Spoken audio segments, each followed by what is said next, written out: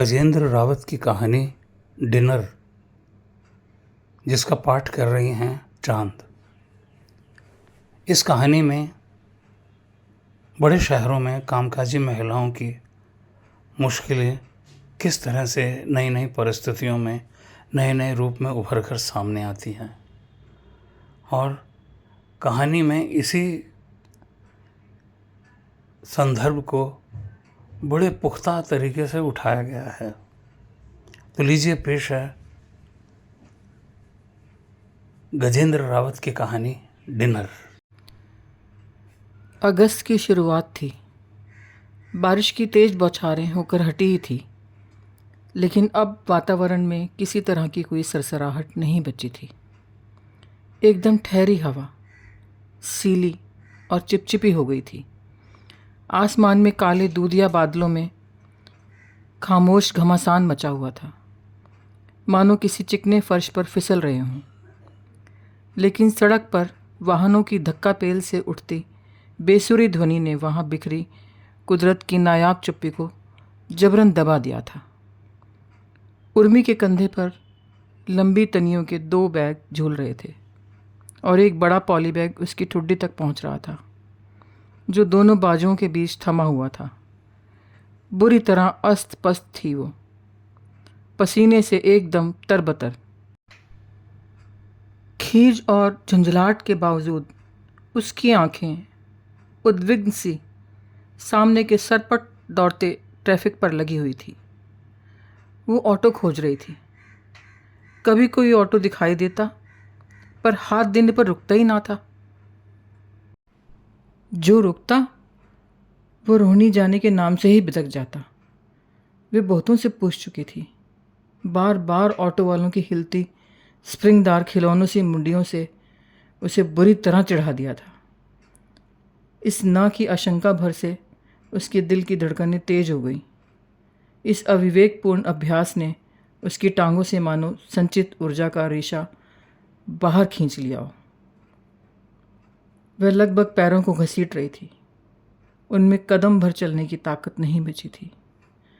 अब जब चाहिए होते हैं तो एक भी नहीं दिखता, और जब नहीं चाहिए तो चारों तरफ ऑटो ही ऑटो देख लो।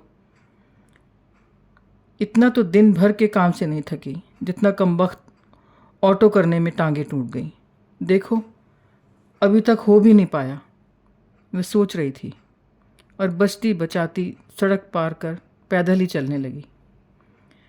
पैर घसीटते घसीटते यही ऊहापोह पंचकुइयाँ के और अधिक व्यस्त चौराहे तक ले आई। अब नहीं चला जाता, बस। वो फुटपाथ से लगी रेलिंग पर पीठ टिकाकर खड़ी हो गई। गहरी सांस भरते हुए उसने आसमान की ओर सिर उठाया और सांस छोड़ते हुए आंखें मूंद ली, मानो पल भर को विराम लिया हो। मगर थोड़ी देर में उसकी आंखें फिर सड़क पर लगी थीं। चारों ओर अच्छा खासा अंधेरा घिर चुका था। सड़क के किनारे बिजली के खंभों पर बत्तियां टिमटिमाने लगी थीं, जिनके इर्द गिर्द बरसाती पतंगे जमा हो रहे थे। वे फिर से हाथ का सामान उठाकर बिना समय गंवाए पीछे के ऑटो की तरफ चल दी। चलोगे बाबा? उर्मी हाँफती हुई बस इतना ही बोल पाई। कहाँ? वो काफ़ी बूढ़ा था। रोहिणी, उर्मी डरी सहमी धीरे से बोली। बिल्कुल चलेंगे पुत्र। बूढ़े की आवाज़ में अपनापन था, ज़ुबान मीठी थी। इतना सुनते ही वो झट से ऑटो में बैठ गई। बूढ़े की सहमति ने उसे दिली राहत दी। बूढ़ा अभी भी अगले पहिए पर झुका हुआ था और पाँव से दबाकर टायर देख रहा था। बूढ़े की पैंट का पोंचा घुटने तक उल्टा हुआ था। उसके घुटने के थोड़ा नीचे रगड़ का निशान बना हुआ था। वैसे तो वो अच्छा खासा लंबा था, लेकिन उसकी कमर स्थायी तौर पर झुकी हुई थी। सिर के सन से बाल बिना कंघी के फैले हुए थे। उसके चेहरे के गोरे रंग पर मैल, धूप और धुएं की चिपचिपाती परत चढ़ी हुई थी। उसने आंखें मिचमिचाते हुए पिछली सीट के छोटे से अंधेरे में उसे देखा। वो बैठ चुकी थी। तीनों बैग सीट के पीछे रखकर वे हाथ में मोबाइल और छोटा सा पर्स लिए चुपचाप बैठी थी। चलो जी, चलते हैं। बूढ़ा मीटर गिराते हुए सीट पर बैठ गया। और दोनों हाथ जोड़े पल भर आंखें मूंदे रहा। सुबह से नहीं मिला हाथ जोड़ने का टाइम। वो बूढ़े के क्रियाकलाप देखते हुए सोचने लगी। हाँ तो पुत्र, कौन से सेक्टर जाना है? बूढ़े की जुबान में पंजाबी लहजा था। सेक्टर 13, वो इत्मीनान से बोली। अब पहले वाली खीज झुंझलाहट जाती रही थी। बूढ़ा बिना बोले चल पड़ा। ऑटो गति पकड़ने लगा। पुत्र, एक बात पूछूं? बूढ़ा आगे सड़क पर दृष्टि गड़ाए झिझकते हुए धीमे से बोला। हाँ। ऐसा लगता है पुत्र, आप कहीं काम करती हो। हाँ, अखबार में। उर्मी ने सिर पीछे टिका लिया था। अखबार में? अखबार में कैसे? बूढ़ा हैरान था। खबरें लाती हूँ, उर्मी कहते हुए लापरवाही से मुस्कुराई। खबरें? बूढ़े ने दोहराया। वे और ज़्यादा हैरान था।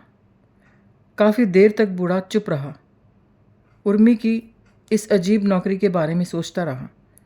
चलते चलते अचानक एक अजीब सी ध्वनि के साथ ऑटो बंद हो गया और धीरे धीरे रुक गया। ओहो, बूढ़े के मुँह से निकला। क्या मुसीबत है? वो झुंझलाते हुए ऑटो को सड़क के किनारे तक खींच लाया। ऑटो के रुकते ही 10 मिनट के अंदर उर्मी पसीने पसीने हो गई। बूढ़े की बड़बड़ाहट उसके कानों तक पड़ रही थी।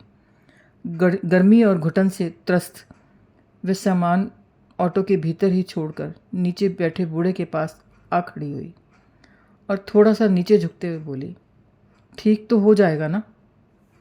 हाँ हाँ, क्यों नहीं। 40 साल से ऑटो चला रहा हूँ, पुर्जे पुर्जे से वाकिफ़ हूँ। बस हो गया समझो। भीतर लगी ग्रीस से उसका हाथ बुरी तरह सन गया था। आप इस उम्र में भी आपके बच्चे कमाते होंगे? वह आदतन पूछ बैठी, लेकिन पल भर में ही उसे एहसास हुआ कि इतना निजी सवाल नहीं पूछना चाहिए था। पता नहीं कैसे तो गुजारा कर रहा होगा बेचारा। बच्चों के नाम पर बूढ़े ने एक बार नज़र उठाकर ज़रूर देखा और फिर सिर झुकाकर ऐसे काम में लग गया जैसे सुना ही ना हो। बच्चे? हाँ पुत्र। बूढ़ा इतना ही बोल पाया कि उर्मी का मोबाइल बज उठा। वह फिर बोला, आपका? उर्मी चौंकी और मोबाइल को कान से सटाकर फुटपाथ पर चढ़ती हुई बात करने लगी। आ रही हूँ बाबा। हाँ भाई हाँ, शास्त्री नगर में हूँ। ऑटो ख़राब हो गया है। नहीं नहीं, वे ठीक कर रहा है। अंतिम शब्द उसने बहुत धीमे से कहे। कुछ देर की आशा निराशा के बाद ऑटो स्टार्ट हो गया। ऑटो को स्टार्ट होते देख उर्मी जल्दी से उछलकर पिछली सीट पर बैठ गई। कुछ देर ऑटो को ठीक ठाक चलते देख बूढ़ा बोलने लगा। 2 लड़के हैं, पहला तो शादी होते ही अलग हो गया। मैंने सोचा चलो छोटे वाला तो साथ है, पर वो तो और भी चालाक निकला। एक प्लॉट था, उसके बिकते ही पट्टे ने हमारा सारा सामान बांध दिया। मुझे ही पता है कि कैसे इज्जत बचाई। इतना कहते कहते उसकी आंखें नम होती चली गईं। आवाज़ अवरुद्ध होती जा रही थी। तो अभी बिल्कुल अकेले हो? हाँ पुत्र, घर वाली को मरे 4 साल हो गए। बस बेटी है, तुम्हारी उम्र की होगी। वो चक्कर लगा लेती है हफ्ते 15 दिन में। बेटी का मन नहीं मानता ना, बेचारी वह भी अकेली कमाने वाली है। उसके आदमी के पास भी काम नहीं है। बूढ़ा धीमे धीमे बोल रहा था और आखिरी शब्द तक बिल्कुल ऊर्जाहीन हो चुका था, मानो आगे नहीं बोल पाएगा। कुछ देर वे चुप्पी में बंध गए। बूढ़ा फिर धीरे धीरे बोलने लगा। मैं किसी को दोष नहीं देता, सब किस्मत का खेल है। 10 साल का था मैं जब लाहौर से दिल्ली आया था। बाबूजी तांगा चलाते थे, यहाँ भी तांगा ले लिया और ज़िंदगी भर वही चलाते रहे। यकायक एक तीखा कर्कश स्वर गूंजा, खड़ खड़ खड़ खड़, और झटके के साथ ऑटो रुक गया।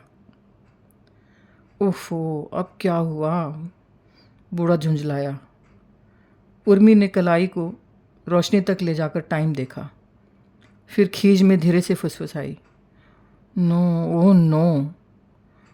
बूढ़ा उतरकर ऑटो के इर्द गिर्द घूमने लगा।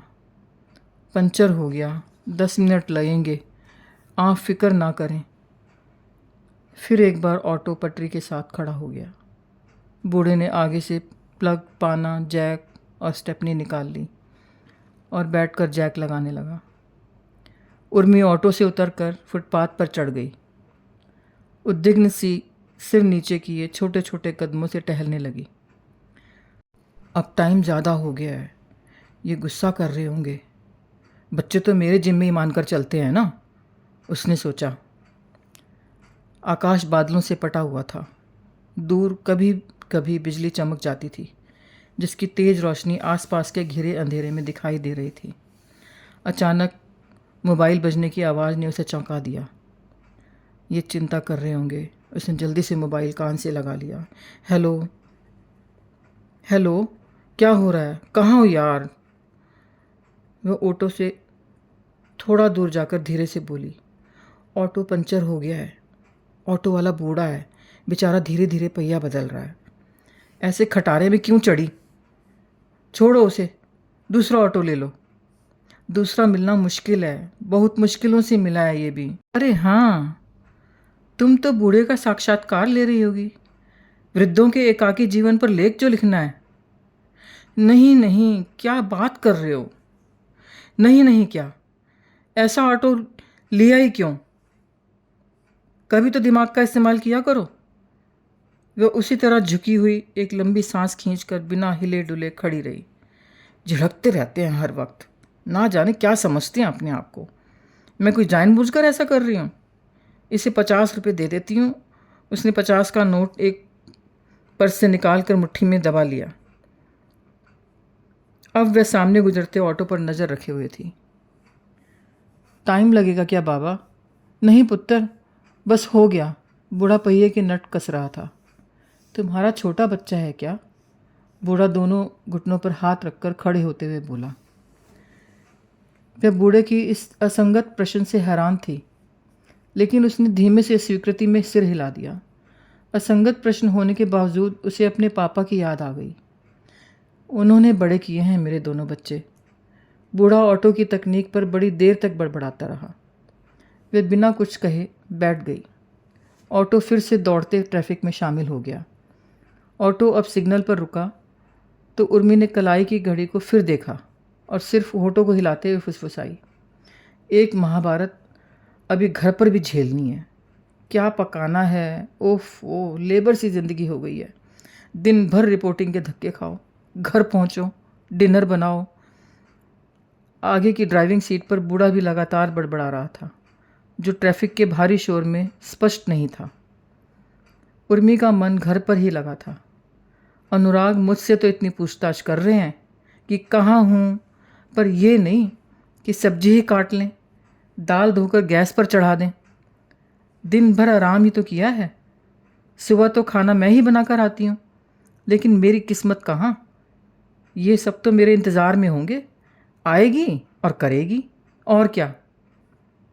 दुनिया में सिर्फ औरत को ना तो कभी थकान होती है, ना दुख, ना तकलीफ़। सारे काम औरत के जिम्मे हैं। आदमी तो फिर आदमी है। ये सारे ख्याल करते करते उसके मुंह से हल्की सी आह निकल गई। मुन्ना किधर है? बूढ़ा तेजी से बोला। वह चौंकी और फिर बाहर देखती हुई बोली, सीधे हाथ अगले गेट से अंदर ले लेना। ऑटो बिल्डिंग के नीचे रुक गया।